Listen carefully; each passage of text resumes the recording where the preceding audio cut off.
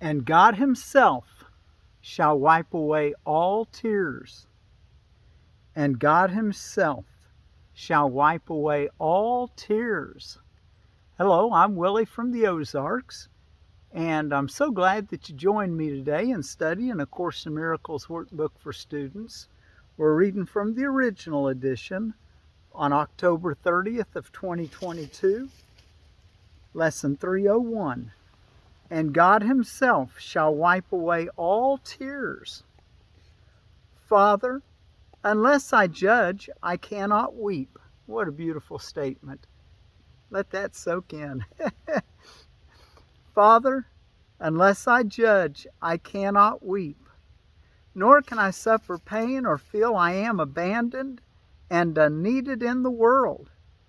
This is my home because I judge it not. And therefore is it only what you will. Let me today behold it uncondemned. Through happy eyes, forgiveness has released from all distortion. Let me see your world instead of mine, and all the tears I shed will be forgotten, for their source is gone. Father, I will not judge your world today. And God himself shall wipe away all tears. God's world is happy. God's world is happy. Thus those who look on it can only add their joy to it, and bless it as a cause of further joy in them. We wept because we did not understand, but we have learned the world we saw was false, and we will look upon God's world today. Wow, we want to see God's world, not the one we made in our illusions, in our imagination. Okay, let's go take a look in our text reading. We're ready for the last section of chapter 29, which is the awakening. Section 10, the forgiving dream.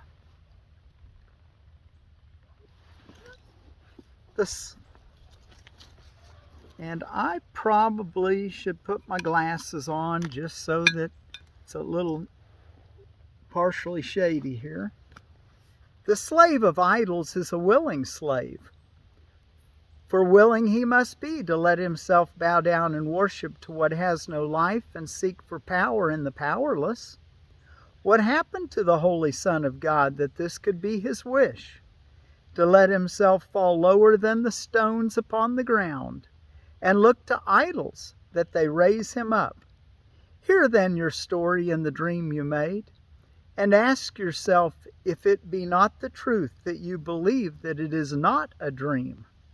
A dream of judgment came into the mind that God created perfect as himself, and in that dream was heaven changed to hell, and God made enemy unto his Son. See why we don't want to be judging? 62. How can God's Son awaken from the dream? Well, it's a dream of judgment. So must he judge not, and he will awaken. Wow, that's pretty simple, isn't it? Can't get much easier what to do than that. Let's read it again. How can God's Son awaken from the dream? Well, it's a dream of judgment. So must he not judge, and he will awaken.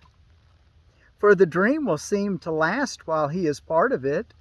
Judge not, for he who judges will have need of idols, which will hold the judgment off from resting on himself. Nor can he know the self he has condemned. Judge not, because you make yourself a part of evil dreams, where idols are your true identity. In trues in quotes, because it isn't true identity. And your salvation from the judgment laid in terror and in guilt upon yourself. Let's read that sentence again, since I made a comment in the middle of it. Judge not, because you make yourself a part of evil dreams, where idols are your true identity, and your salvation from the judgment laid in terror and in guilt upon yourself. Reminds me there in Sermon on the Mount where Jesus said, "Judge not, lest you be judged, for with the same measure you judge, it shall be measured to you again." 63. All figures in the dream are idols made to save you from the dream, yet they are part of what they have been made to save you from. Thus does an idol keep the dream alive and terrible, for who could wish for one unless he were in terror and despair? And this the idol represents, and so its worship is the worship of despair and terror and the dream from which they come. Judgment is an injustice to God's Son, and it is justice that who judges him will not escape the penalty he laid upon himself within the dream he made. God knows of justice, not of penalty. But in the dream of judgment you attack and are condemned and wish to be the slave of idols, which are interposed between your judgment and the penalty it brings. 64.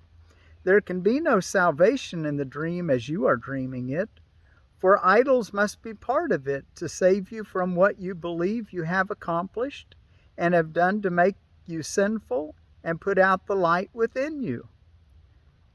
Little children, it is there. You do but dream, and idols are the toys you dream you play with. Who has need of toys but children? They pretend they rule the world and give their toys the power to move about and talk and think and feel and speak for them. Yet everything their toys appear to do is in the minds of those who play with them. But they are eager to forget that they made up the dream in which their toys are real, nor recognize their wishes are their own. 65. Nightmares are childish dreams. The toys have turned against the child who thought he made them real. Can a dream attack? Or can a toy grow large and dangerous and fierce and wild? This does the child believe because he fears his thoughts and gives them to the toys instead.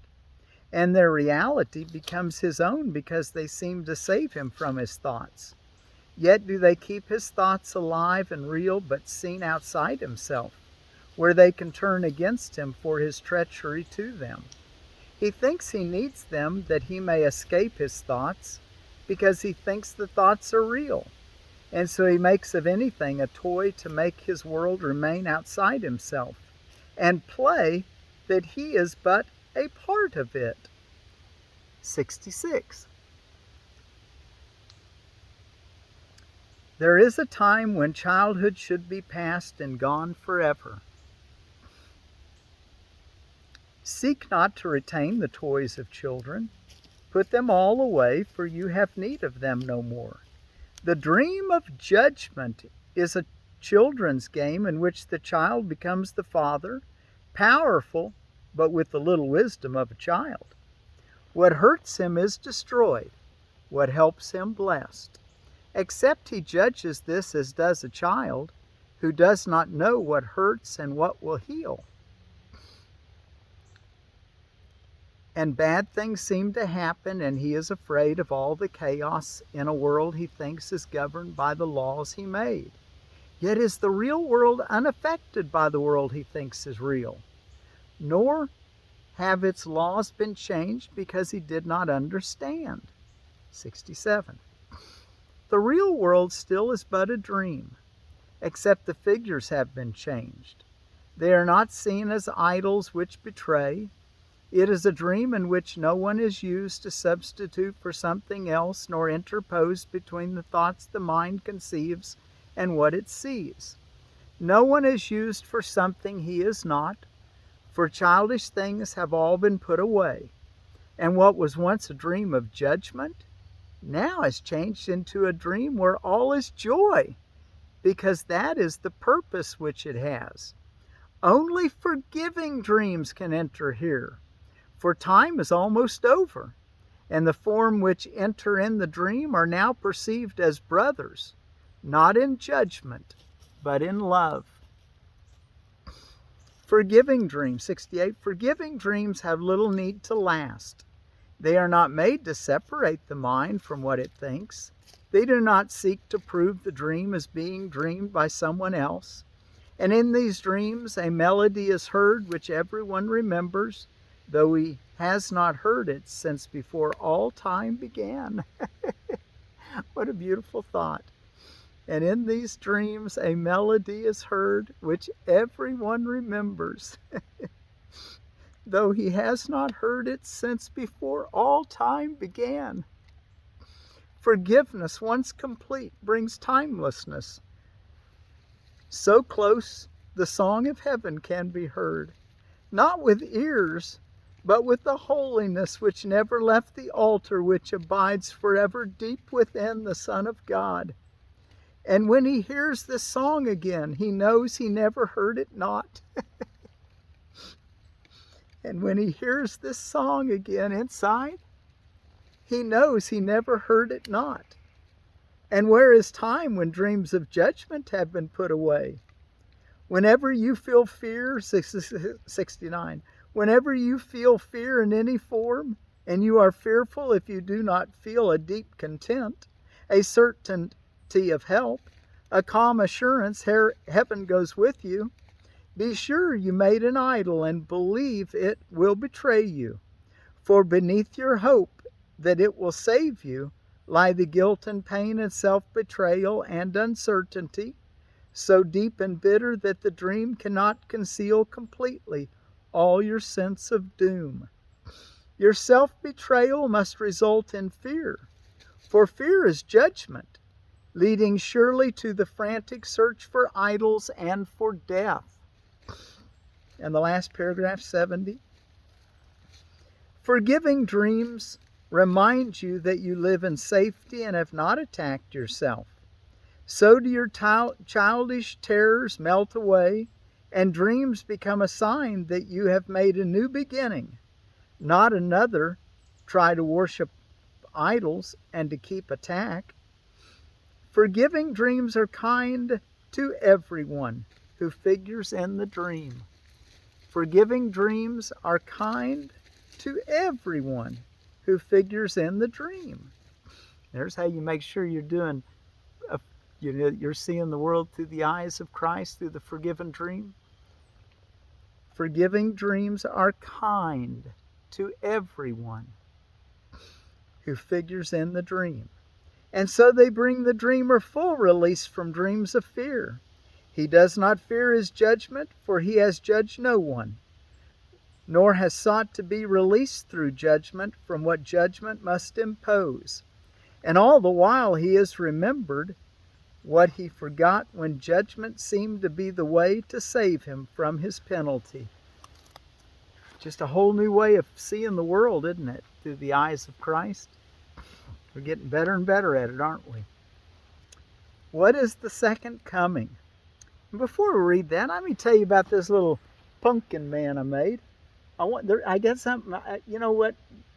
I'm really all about teaching kids eating foods like corned beans and squash. You know, the three sisters of the Iroquois. And we don't eat a lot of squash in our culture. And so learning to eat pumpkins of squash, learning to eat squashes, and you know, we make pumpkins. A lot of people, parents make pumpkins for their kids every year about this time. And I wanted to show you what I did. And out of this pumpkin, before I made it, I scraped as much pulp as I could, and I made it fairly thin. The walls, I left it fairly thick still, but I got a pan full of pulp and all of the inner part, the stringy part with the seeds. I got all that out, and I want to show you what I did. I got this many seeds out of this one pumpkin, half pint of seeds, and I got 2 quarts of pumpkin. And I want to teach you real quickly how to do it so that you can do it with your kids. It's real easy. Find a scraper. Might take. I had a little hooked, sharp-bladed hook that I could scrape it with. Serrated. An ice cream scoop might work, particularly if you file down the edges to make it sharp. But find something you can scrape with. and scrape out as much pulp as you can. Try not to go through the rind, and get as much out as you want, as you can, and still hope be solid enough to make your little face in it. Okay, and then what you do is you take all that pulp in the middle before you start scraping, put it in a bowl and put it in water, and then just take your hands and squeeze all that stuff, and the seeds will separate out of that pulp and float to the top. When you got all the seeds out of it, pull all your seeds out, put them on a cookie sheet, set them in the oven at a low temperature, and let them roast. I sprayed a little soy sauce on mine. It was just a tiny bit, just give it a little tiny salty flavor. And so that's, and just let it cook, 2-3 hours, probably at about 250 degrees. I did these on my wood stove. I put some little rings down for canning rings, and then laid a cookie sheet on it, so it was off the top of the stove by an inch or so, a little less. And then I just let them warm up until they were dry enough that I could bite into one and it crunched and I could tell it was done. Okay, now to make your pumpkin, put it in a pan, cook it down until it's until they just fall apart, and then put them and then have you a bowl of water, a pan of water on the stove that's hot, boiled, with your lids in it, your rings anyway, and your jars. So it's got to be covering the jar, the water. Take your, get your jar out of there and put it down. Ladle out your pumpkin puree out of your cooked sauce and fill it up. Leave it about an inch from the bottom. This was a little too full, but about an inch from the bottom. And then make sure it's clean. You use a little rag and clean it off if it gets dirty. You don't want to reinfect it though. You don't want to. Try to keep as clean as you can. But we're going to sterilize it one more time. Put your lid on, put your ring on nice and tight, set it back in your water bath. And that water bath will just cover it and let it sit there for, in boiling water. I think the time for a quart was 15 minutes and for a pint is 10 minutes. And pull it out. I like to turn them upside down. That way that heat gets on that jar lid and really make sure that it's sealed. And then make sure that the lid pop down when you're done. It shouldn't, when you push it down, it shouldn't pop back up. If it does, it didn't seal. It needs either to be redone or put it in the refrigerator and eat it first. You'll have some that likely might not make. So there's a way to have a pumpkin and teach your kids a little bit about how to get the food value out of that pumpkin. Okay, what is the second coming? And this is all under, and God himself shall wipe away all tears. Christ's second coming, which as sure as God, is merely the correction of mistakes and the return of sanity. It is the part of the condition which restores the never lost and reestablishes what is forever and forever true.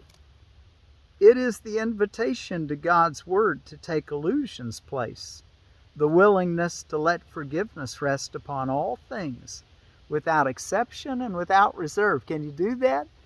Do you have the willingness? It is the invitation to God's word to take illusion's place, the willingness to let forgiveness rest upon all things, without exception and without reserve. And it is the all-inclusive nature of Christ's second coming that permits it to embrace the world and hold you safe within its gentle advent, which encompasses all living things with you. There is no end to the release the second coming brings, as God's creation must be limitless. Forgiveness lights the second coming's way, because it shines on everyone as one, and thus is oneness recognized at last. The second coming ends the lessons which the Holy Spirit teaches, making way for the last judgment, in which learning ends in one last summary that will extend beyond itself and reaches up to God. The second coming is the time in which all minds are given to the hands of Christ to be returned to spirit in the name of true creation and the will of God. The second coming is the one event in time which time itself cannot affect. For everyone who ever came to die or yet will come, or who is present now, is equally released from what he made. In this equality is Christ restored as one identity, in which all sons of God acknowledge that they all are one. And God the Father smiles upon his Son, his one creation, and his only joy. Pray that the second coming will be soon, but do not rest with that. It needs your eyes and ears and hands and feet. It needs your voice. And most of all, it needs your willingness. Well, let's remember that. Your willingness. That's what we need. The willingness to see a forgiven world. And most of all, it needs your willingness. Let us rejoice that we can do God's will and join together in its holy light. Behold, the Son of God is one in us, and we can reach our Father's love through him. And God himself shall wipe away all tears. Do your best to have your morning and evening meditation and your hourly remembrance and thanksgiving, and calling on God for help when you have need. If you find you've made a judgment, which you would understand now that a fear is a judgment. And God himself shall wipe away all tears. Father, unless I judge, I cannot weep, nor can I suffer pain or feel I am abandoned and unneeded in the world. This is my home because I judge it not, and therefore is it only what you will. Let me today behold it uncondemned through happy eyes forgiveness has released from all distortion. Let me see your world instead of mine, and all the tears I shed will be forgotten, for their source is gone. Father, I will not judge your world today. And God himself shall wipe away all tears. God's world is happy. Those who look on it can only add their joy to it and bless it as a cause of further joy in them. We wept because we did not understand, but we have learned the world we saw was false, and we will look upon God's world today. The happy world forgiveness shows us. And God himself shall wipe away all tears. And God himself shall wipe away all tears.